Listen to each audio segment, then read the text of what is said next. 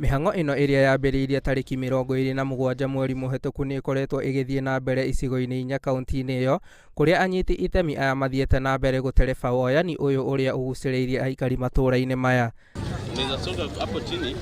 Arĩa mekwĩyumĩrĩtie makĩonania ũhoti wao makĩrutanĩria ikĩro-inĩ itiganĩte ta mahenya na ũhoti wao wa kuona.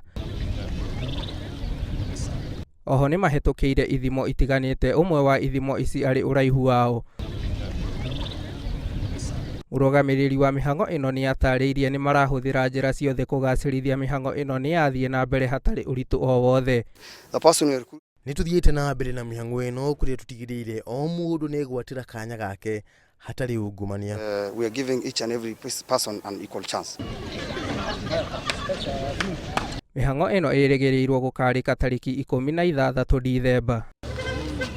Ngĩribotera Inooro TV, rĩtwa rĩakwa nĩ Kamau wa Ngũgĩ.